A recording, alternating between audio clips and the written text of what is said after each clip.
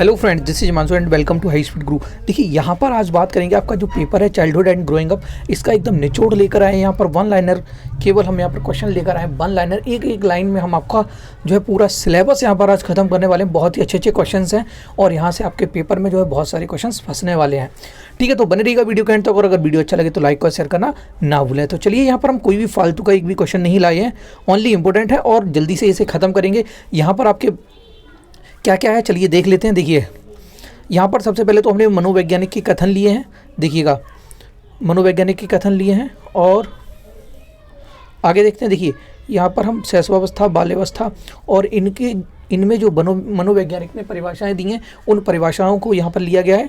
ठीक है, सभी है बाल्यावस्था, शैशवावस्था, किशोरावस्था और यहाँ पर हम जो विधि हैं, आपकी जो विधियाँ दी हैं, ठीक है, इम्पोर्टेंट विधि जो दी हैं और उनके प्रवर्तक कौन है, ठीक है, इनके प्रतिपादक कौन है, तो हम उन सबको यहाँ पर लेकर आए। तो चलिए शुरू करते हैं। जिसने भी अभी तक चैनल को सब्सक्राइब नहीं किया फटाफट से कर लीजिए, जिससे कि आगे आने वाली वीडियो आपको मिल सकें। ठीक है, तो यहाँ पर जो है आपके सामने सबसे पहला कथन क्या है, चलिए देखते हैं। मनोवैज्ञानिक व्यवहार का शुद्ध विज्ञान है, इस परिभाषा के प्रतिपादक हैं। तो देखिएगा यहाँ पर कहा गया है कि शुद्ध विज्ञान की बात है, तो आपका आंसर वाटसन को जाएगा। ठीक है, याद रखिएगा, वाटसन पर टिक कर लीजिए। अगला है मनोविश्लेषणात्मक प्रणाली के जन्मदाता है। यहाँ पर मनोविश्लेषणात्मक प्रणाली के जन्मदाता की बात की जाए तो आंसर जाएगा फ्रॉयड के साथ। ठीक है, फ्रॉयड। अगला है सिगमंड फ्रॉयड। नेक्स्ट है मनोवैज्ञानिक को व्यवहार का विज्ञान किसने कहा है। मनोविज्ञान को व्यवहार का विज्ञान, देखिए व्यवहार के विज्ञान की बात जाए तो आपका आंसर जाएगा वाटसन के साथ। देखिए अब आपको इसे याद कैसे करना है तो देख लीजिए, यहाँ पर व्यवहार वाटसन, व्यवहार और वाटसन, इस तरीके से आप लोग याद कर लीजिएगा। वाट से व्यवहार और वाट से क्या हो जाएगा आपका वाटसन। ठीक है, नेक्स्ट है आपका मनोवैज्ञानिक मन का वैज्ञानिक अध्ययन है, जिसके अंतर्गत न केवल बौद्धिक अपितु संवेगात्मक अनुभूतियों, उत्प्रेरक शक्ति तथा कार्य या व्यवहार भी सम्मिलित है। यह कथन किसका है, तो ये जाएगा आंसर C.W. बैलेंटाइन का है। ठीक है, देख लीजिएगा यहाँ पर जो कथन लाए हैं इन कथन को आप एक एक बार रिवाइज कर लीजिए, अच्छे से देख लीजिएगा और इसकी PDF भी दे देंगे हम, उसे पढ़ लीजिए। एग्जाम देने से पहले इस PDF को जरूर देख कर जाएँ, जिससे कि आपके एग्जाम में यहाँ से अगर कोई क्वेश्चन बनता है तो आपको उसे करने में काफ़ी हेल्प होगी। ठीक है, चलिए अब यहाँ पर है मनोविज्ञान क्या है। आत्मा का विज्ञान है, मन का विज्ञान, चेतना का विज्ञान और आपका व्यवहार का विज्ञान। मनोविज्ञान क्या है, आत्मा का विज्ञान है, मन का विज्ञान, चेतना का विज्ञान, ठीक है, व्यवहार का विज्ञान हम आपको ऊपर बता चुके हैं। अगला है आपका मानव मन को प्रभावित करने वाला कारक है। व्यक्ति की रुचियाँ, अभिक्षमताएं, अभियोग्यताएं, वातावरण। देखिए वीडियो बहुत लंबा हो जाएगा तो यहाँ पर हम फटाफट जल्दी जल्दी देखेंगे थोड़ा सा। चलिए आगे है मनोविज्ञान को शुद्ध विज्ञान मन है, किसने कहा, तो ये हम आपको बता रहे हैं। यहाँ पर आपका ये है जेम्स ड्रेवर ने कहा, एक बार देख लीजिएगा यहाँ से ऊपर से। मनोविज्ञान को शुद्ध विज्ञान मन है, किसने कहा है, तो जेम्स ड्रेवर ने। और यहाँ पर जो आपका पहला प्रश्न था यहाँ पर पूछा गया था शुद्ध मनोवैज्ञानिक व्यवहार का शुद्ध विज्ञान है। ठीक है, तो इन दोनों क्वेश्चन में थोड़ा सा ध्यान रखिएगा। यहाँ पर पूछा गया है आपसे शुद्ध विज्ञान, ठीक है, मनोवैज्ञानिक व्यवहार का शुद्ध विज्ञान, और यहाँ पर जो आपसे पूछा जा रहा है वो पूछा जा रहा है मनोविज्ञान को शुद्ध विज्ञान मन है, ये किसने कहा है, तो है जेम्स ड्रेवर ने। नेक्स्ट है शिक्षा मनोविज्ञान है, मनोविज्ञान का एक अंग। ठीक है, अगला है अचेतन मन का अध्ययन किया जाता है, तो मनोविश्लेषणात्मक विधियों द्वारा। नेक्स्ट है शिक्षा मनोविज्ञान के अध्ययन का उद्देश्य है विद्यार्थियों द्वारा किसी बात के पीछे जानने को प्रभावित करना। नेक्स्ट है, चलिए, मनोविज्ञान शिक्षा के क्षेत्र में सहायता देता है तथा स्पष्ट करता है, क्या करता है, शिक्षा के उद्देश्य की संभावना। नेक्स्ट है शिक्षक को शिक्षा मनोविज्ञान के अध्ययन की प्रत्यक्ष आवश्यकता नहीं है, यानी शारीरिक सुडौलता की। शिक्षक को शिक्षा मनोविज्ञान के अध्ययन की प्रत्यक्ष आवश्यकता नहीं है, शारीरिक सुडौलता की। अगला है शिक्षा प्रक्रिया के अंग हैं, तो शिक्षण के उद्देश्य, शिक्षण को सार्थक बनाने वाले ज्ञानानुभव, शिक्षण का मूल्यांकन। ठीक है, अगला है आपका वर्तमान समय में मनोविज्ञान है व्यवहार का विज्ञान। ठीक है, वर्तमान समय में जो मनोविज्ञान को कहा जाता है व्यवहार का विज्ञान, याद रखिएगा, मोस्ट इंपोर्टेंट है ये। नेक्स्ट है आपके सामने शिक्षा मनोविज्ञान का विषय क्षेत्र नहीं है, तो वही शैक्षणिक मूल्यांकन जो है शिक्षा मनोविज्ञान का जो है विषय क्षेत्र नहीं है। अगला है शिक्षा किसी निश्चित स्थान पर प्राप्त की जाती है, यह कथन शिक्षा की किस अर्थ में प्रयुक्त होता है? तो भाई ये शिक्षा के संकुचित अर्थ में प्रयुक्त होता है, देख लीजिएगा। और अगला है साइकी का अर्थ क्या है? देखिए हम आपको पहले भी चाइल्डहुड एंड ग्रोइंग अप के बहुत सारे वीडियो दे दिए हैं, जिसमें हमने बहुत ही अच्छे तरीके से बताया, आपको डिटेल में समझाया है, डिटेल वीडियो दिए हैं। आपने नहीं देखा है तो लिंक डिस्क्रिप्शन में मिल जाएगा, वहाँ से आप लोग एक बार जाके ज़रूर देख लें, क्योंकि बहुत ही अच्छे वो 10 वीडियो दिए हैं लगभग, तो उनको आप देख लीजिएगा। और ज़्यादा नहीं, छोटे छोटे वीडियो 10-10, 20-20 मिनट के होंगे, तो उनको आप देख लीजिए, बहुत सारे क्वेश्चंस वहाँ से आपको मिलने वाले हैं, ठीक है। तो साइकी का अर्थ है मानवीय आत्मा या मन। अगला है अवस्था विशेष के आधार पर हमें किसी को बालक, युवा या वृद्ध कहना चाहिए, यह कथन है। तो भाई ये कथन जो है फ्रॉवेल ने दिया है, आंसर जाएगा आपका फ्रॉवेल के साथ, ठीक है। गेट्स के अनुसार शिक्षा विज्ञान की सीमा है, स्थिर एवं परिवर्तनशील। कैसी है? गेट्स के अनुसार शिक्षा विज्ञान की सीमा कैसी है? स्थिर और परिवर्तनशील है। नेक्स्ट है शिक्षा मनोविज्ञान के क्षेत्र में विज्ञान और विधियां सम्मिलित हैं जो सीखने की प्रक्रिया से अधिक अच्छी प्रकार समझने में सहायक हैं, यह कथन किसका है? तो भाई ये कथन ली का है, ठीक है। नेक्स्ट प्रश्न की ओर देखते हैं। अगला है वर्तमान समय में शिक्षा मनोविज्ञान की आवश्यकता समझी जाती है, तो भाई सर्वांगीण विकास में समझी जाती है, ठीक है। वर्तमान समय में शिक्षा मनोविज्ञान की आवश्यकता समझी जाती है सर्वांगीण विकास में, बालक के सर्वांगीण विकास में, ठीक है। वर्तमान समय में शिक्षा मनोविज्ञान की आवश्यकता है, तो भाई बाल केंद्रित शिक्षा। तो ये अलग अलग प्रश्न है और आंसर अलग अलग है, देख लीजिएगा। और शिक्षा मनोविज्ञान आवश्यक है शिक्षा एवं अभिभावकों के लिए, तो शिक्षा मनोविज्ञान जो है आवश्यक है शिक्षा एवं अभिभावकों के लिए। नेक्स्ट है कैली के अनुसार शिक्षा मनोविज्ञान के उद्देश्य 9 हैं, ठीक है। नेक्स्ट है शिक्षा मनोविज्ञान का मुख्य संबंध सीखने से है, यह कथन किसने दिया? तो भाई सॉरे एवं टेलफोर्ड ने दिया है। और अगला प्रश्न है 26, गेट्स के अनुसार शिक्षा मनोविज्ञान की सीमा है अस्थिर एवं परिवर्तनशील, ठीक है, बदलती रहती है। गेट्स के अनुसार शिक्षा मनोविज्ञान की सीमा कैसी है? बदलती रहती है। नेक्स्ट है शिक्षा मनोविज्ञान का वर्तमान स्वरूप कैसा? तो भाई व्यापक है, ठीक है। शिक्षा मनोविज्ञान का अगर वर्तमान स्वरूप पूछ लिया जाए तो आपका आंसर व्यापक को जाना चाहिए, ठीक है, इसे आप याद रखेंगे। और यहाँ पर पूछा जा रहा है गैरीसन के अनुसार शिक्षा मनोविज्ञान का उद्देश्य, तो भाई व्यवहार का विज्ञान जाएगा, ठीक है। नेक्स्ट शिक्षा मनोविज्ञान का प्रमुख उद्देश्य कोलसैनिक के अनुसार है शिक्षा की समस्याओं का समाधान करना, ठीक है। कोलसैनिक के अनुसार शिक्षा की समस्याओं का समाधान करना। स्किनर के अनुसार शिक्षा मनोविज्ञान का विशिष्ट उद्देश्य है, देखिए यहाँ पर पूछा गया कि स्किनर के अनुसार शिक्षा मनोविज्ञान का विशिष्ट उद्देश्य, तो बालकों को मानवीय व्यवहार के अनुरूप शिक्षा के स्तर एवं उद्देश्य को निश्चित करने में सहायता करना। तो यहाँ पर थोड़ा सा गलत हो गया, बालो लिखा है यहाँ पर, ये बालकों होगा। बालकों के मानवीय व्यवहार के अनुरूप शिक्षा के स्तर एवं उद्देश्यों को निश्चित करने में सहायता करना, ठीक है। नेक्स्ट है यह कथन किसका है? शिक्षा मनोविज्ञान के क्षेत्र में वह सभी ज्ञान और विधियां सम्मिलित हैं जो सीखने की प्रक्रिया से अधिक अच्छे प्रकार समझने में सहायक हैं। तो ये किसका है? ली का है।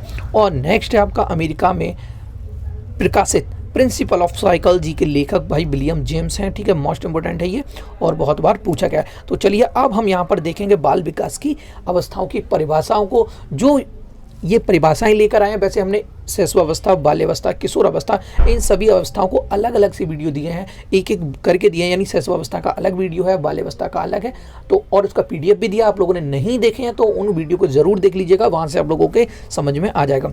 तो शैशवावस्था की बात की जाए तो 0 से 5 वर्ष या 0 से 2 वर्ष, ठीक है, कहीं कहीं 5 वर्ष मिलेगा तो कहीं 2 वर्ष मिलेगा, देख लीजिएगा। तो शैशवावस्था की बात की जा रही, तो शैशवावस्था की परिभाषा फ्रॉइड के अनुसार बालक, इन्होंने क्या कहा है कि बालक को जो कुछ भी बनना होता है वह प्रारंभिक 4 से 5 वर्षों में बन जाता है। तो फ्रॉइड ने क्या कहा है, इसे आप याद कर लीजिएगा, मोस्ट इंपोर्टेंट है, ठीक है, याद कर लीजिए।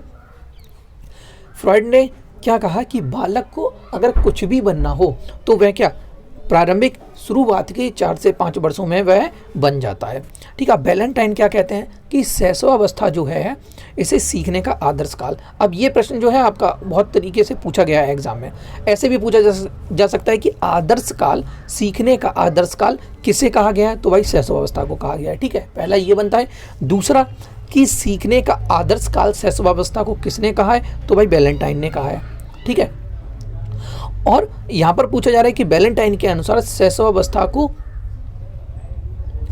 को क्या कहा गया है? भाई आदर्श काल। ठीक है, तो और नेक्स्ट है बार्टसन के अनुसार। अब बार्टसन ने क्या है कहा है? शैशवावस्था में जो सीखने की सीमा तथा सीखने की तीव्रता है वह और किसी अन्य अवस्था में बहुत तीव्र होती है। देखिए, अब बार्टसन ने क्या कहा है कि शैशवावस्था में जो सीखने की सीमा तथा, देखिए यहाँ पर सीमा आपकी फ्रेंड का नाम नहीं है, याद रखिएगा। तो यहाँ पर बार्टसन के अनुसार शैशवावस्था में जो सीखने की सीमा तथा सीखने की जो तीव्रता है, ठीक है, जो आपकी तीव्रता है सीखने की, जो कैपेसिटी है, वह और किसी अन्य अवस्था में बहुत तीव्र होती है। तो भाई शैशवावस्था में जो सीखने की आपकी तीव्रता है वह कैसी होती है? अधिक तीव्र होती है। ये याद रखिएगा, यहाँ से भी कई बार क्वेश्चन देखने को मिलता है, ऑब्जेक्टिव में भी पूछ सकता है आपसे। ठीक है, नेक्स्ट है क्रो एवं क्रो के अनुसार 20वीं शताब्दी को बालक की शताब्दी कहा है। यहाँ पर होगा कहा है। ठीक है, तो आपसे ये भी पूछा जा सकता है कि 20वीं शताब्दी के बालक की शताब्दी किसने कहा है? तो क्रो और क्रो ने। ठीक है, अब नेक्स्ट है आपका थॉर्नडाइक ने। थॉर्नडाइक क्या कहते हैं कि 3 से 6 वर्ष का बालक अर्ध स्वप्न में रहता है। ठीक है, थॉर्नडाइक के अनुसार 3 से जो 6 वर्ष का बालक है वो हमेशा कैसा रहता है? अर्ध स्वप्न में रहता है। ठीक है, इनकी अवस्थाओं की आयु देखनी है आपको तो हमारा एक वीडियो है, वहाँ से आप लोग देख लीजिएगा, लिंक मिल जाएगा नीचे। अब है बाल्यावस्था। ठीक है, बाल्यावस्था की अगर बात करें तो इसकी जो आयु है वो भाई 5 से कहीं आपको 12 वर्ष देखने को मिलेगी और कहीं 6 से 12 वर्ष। ठीक है, तो आप देख लीजिएगा। अगला है यहाँ पर बाल्यावस्था में अगर बात करें तो यहाँ पर पहले परिभाषा की बात करेंगे कॉल एवं ब्रुस की। इन्होंने क्या कहा है कि बाल्यावस्था संवेगात्मक विकास का अनोखा काल है। बाल्यावस्था जो है संवेगात्मक विकास का कैसा अनोखा काल है। और रॉस ने क्या कहा है कि बाल्यावस्था को मिथ्या परिपक्वता कहा है। ठीक है, रॉस ने क्या कहा है? बाल्यावस्था को मिथ्या परिपक्वता कहा है। ठीक है, और किलपैट्रिक ने क्या कहा है? बाल्यावस्था प्रतिद्वंदात्मक अवस्था है। ठीक है, तो आप ये चीज़ें ध्यान में रखिएगा। रॉस ने कहा है मिथ्या परिपक्वता की अवस्था, और किलपैट्रिक की बात की जाए तो आपका आंसर जाएगा प्रतिद्वंदात्मक अवस्था। ठीक है, इन चीज़ों को देख लीजिएगा, बहुत बार पूछे गए हैं ये।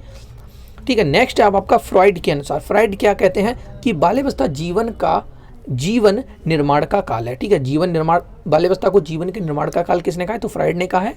ठीक है, अब है आपका किशोरावस्था। और देखिए, आपके जो लॉन्ग आंसर में क्वेश्चन पूछे जाएंगे उनमें आप किशोरावस्था, बाल्यावस्था, इनको एक बार जरूर देख लीजिएगा। ठीक है, और शैशवावस्था, यहाँ से आपके कोई ना कोई क्वेश्चन बन सकता है, चाहे आपसे कारक पूछ ले इनके या इनकी विशेषताएं पूछ ले, कुछ भी पूछ सकता है। और परिभाषाएं हम आपको यहाँ पर क्लियर करा दे रहे हैं। ठीक है, किशोरावस्था किलपैट्रिक के अनुसार इसमें कोई मतभेद नहीं है कि किशोरावस्था जीवन का सबसे कठिन काल है। ठीक है, किलपैट्रिक क्या कहते हैं कि इसमें कोई भी मतभेद नहीं है कि किशोरावस्था जीवन का सबसे कठिन काल है। अब भाई यहाँ से जो आपका प्रश्न बनता है वो बनता है कि जीवन का सबसे कठिन काल किशोरावस्था को किसने कहा है? तो भाई किलपैट्रिक ने कहा है। ठीक है, याद रखिएगा। अब वैलेंटाइन क्या कहते हैं? वैलेंटाइन के अनुसार किशोरावस्था अपराध प्रवृत्ति का नाजुक समय है। ठीक है, किशोरावस्था अपराध प्रवृत्ति का कैसा समय? नाजुक समय है। अब रॉस ने क्या कहा है? रॉस कहते हैं कि किशोरावस्था शैशवावस्था की पुनरावृत्ति है। ठीक है, आपसे पूछा जा सकता है कि शैशवावस्था की पुनरावृत्ति किशोरावस्था को किसने बताया? तो आंसर चला जाएगा आपका रॉस को। ठीक है, ये याद रखिएगा, किशोरावस्था शैशवावस्था की कैसी पुनरावृत्ति है। नेक्स्ट है आपका कॉलसेनिक का कहना है। कॉलसेनिक के अनुसार किशोरावस्था में किशोर प्रौढ़ को अपने मार्ग में बाधक मानते हैं। ये भी कई बार पूछी गई है। ठीक है, कॉलसेनिक के अनुसार क्या है? किशोरावस्था में किशोर प्रौढ़ को अपने मार्ग में बाधक मानते हैं, यानी अपने से बड़ों को क्या अपने बाधक मानते हैं वो। अब है स्टैनले हॉल के अनुसार। स्टैनले हॉल के अनुसार किशोरावस्था को बड़े संघर्ष, तूफान, तनाव या तूफान की अवस्था कहा है। ठीक है, तो ये परिभाषा भी आपकी मोस्ट इंपोर्टेंट है। स्टैनले हॉल ने जो है किशोरावस्था को बड़े संघर्ष, तनाव तथा आंधी तूफान की अवस्था कहा है। तो आपसे ये भी पूछा जा सकता है कि बड़े संघर्ष, तनाव या आंधी तूफान की अवस्था किसने कहा है? तो भाई स्टैनले हॉल ने कहा है। किसे कहा है? किशोरावस्था को। ठीक है, अब यहाँ पर हम महत्वपूर्ण सिद्धांतों की बात करेंगे, महत्वपूर्ण पद्धति की बात करेंगे। ठीक है, महत्वपूर्ण विधियों की बात करेंगे और इनके प्रतिपादकों की बात करेंगे। चलिए देखते हैं। सबसे पहले है, देखिए, किंडरगार्टन जो विधि है, किंडरगार्टन जो पद्धति है ये विधि किसने दी है, तो भाई ये फ्रॉबेल ने दी है। याद रखिएगा मॉन्टेसरी विधि किसने दी है, मारिया मॉन्टेसरी ने दी है। ये हम पहले भी बता चुके हैं और यहाँ पर हम रिवाइज करा रहे हैं आज आपको, ठीक है। इन्हें आप याद रखिएगा, किंडरगार्टन फ्रॉबेल ने और मॉन्टेसरी मारिया मॉन्टेसरी ने। और खेल विधि की अगर बात करें तो ये दी है हेनरी कोल्डवेल कुक ने, ठीक है। डाल्टन विधि हेलन पार्क हर्स्ट ने दी है, ठीक है। ये आप याद कर लीजिए, बहुत ही इंपॉर्टेंट है, मोस्ट इंपॉर्टेंट है ये आपके एग्जाम के लिए, ठीक है। नेक्स्ट है पर्यटन विधि की अगर बात करें तो ये पेस्टोलॉजी ने दी है, ठीक है। नेक्स्ट है अब यहाँ से पूछा जा रहा है कि खोज विधि का ही दूसरा नाम है, ये हमने कल वाले वीडियो में भी बताया था। खोज विधि को जो है ह्यूरिस्टिक विधि, अन्वेषण विधि कहते हैं। ये जो दिया आर्मस्ट्रांग ने दी है, ठीक है। अब प्रश्नोत्तर विधि सुकरात ने दी है, मोस्ट इंपॉर्टेंट है और ये भी कई बार पूछी गई है। प्रोजेक्ट विधि, इसे भी आप इंपॉर्टेंट कर लीजिएगा।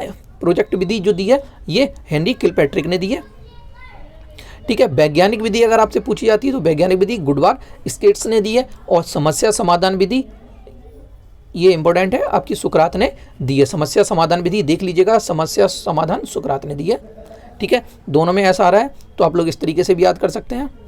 समस्या समाधान विधि किसने दी है, सुकरात ने। चलिए आगे, अगला है सूक्ष्म शिक्षण विधि। सूक्ष्म शिक्षण विधि पूछी है तो भाई इसका आंसर आपका रॉबर्ट के साथ चला जाएगा, रॉबर्ट के साथ। और मूल्यांकन विधि ये जो है आपकी JM राइस ने दिया, ये भी बहुत बार पूछी गई है परीक्षा में। और अगला है समस्या समाधान विधि, फिर से यहाँ पर रिपीट हो गया है, तो सुकरात ने दिया, अभी बता चुके हैं। और अगला है आपका इकाई उपागम, ये जो है HC मॉरिसन ने। और नेक्स्ट है बेटेनिका विधि, ये दी है कार्लटन वासबर्न ने। और नेक्स्ट है आपकी ड्रेकॉली शिक्षण विधि, ये ड्रेकॉली ने दी है। और नेक्स्ट आपकी ब्रेल पद्धति, ये लुई ब्रेल ने दी है, पता होगा, और ये भी आपके लिए इंपॉर्टेंट है, ठीक है। हम यहाँ पर आपको इंपॉर्टेंट भी बताते चल रहे हैं। तो जो वो है प्रक्रिया विधि, ये भी पूछी गई है एग्जाम में, ये कमेनियस ने दी है, ठीक है।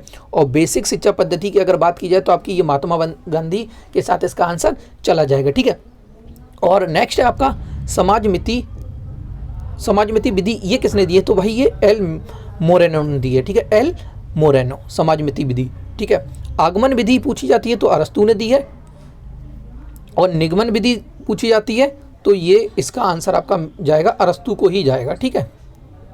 आंसर जो जाएगा आपका निगमन विधि का अरस्तू के साथ जाएगा, ठीक है। आगमन विधि भी अरस्तू ने दी है और निगमन विधि भी किसने, अरस्तू ने दी है। हर्वर्ट विधि की अगर पूछी है तो भाई हर्वर्ट ने ही दी है। और प्रश्नावली पूछी है तो ये वुडवर्थ ने दी है, ठीक है। नेक्स्ट अब यहाँ पर है संवाद विधि किसने दी है, तो प्लेटो ने दी है। तो यहाँ पर ये थी आज की आपकी क्लास। यहाँ पर काफ़ी इंपॉर्टेंट चीज़ें हमने आपको बताई हैं, ठीक है, जो आपके एग्जाम में पूछी जा सकती हैं, ठीक है। अगर आपको वीडियो अच्छा लगा है तो प्लीज़ लाइक और शेयर करना ना भूलें, ठीक है। और जिसने भी चैनल को अभी तक सब्सक्राइब नहीं किया तो सब्सक्राइब कर लीजिएगा, और जिससे कि हम आपको अच्छे अच्छे वीडियो और लाकर देते रहें। PDF डाउनलोड करना चाहते हैं आप इन वन लाइनर क्वेश्चंस का, तो हमारे टेलीग्राम चैनल से जुड़ जाएगा, वहाँ से आप लोग क्वेश्चन डाउनलोड कर सकते हैं। Okay, thank you.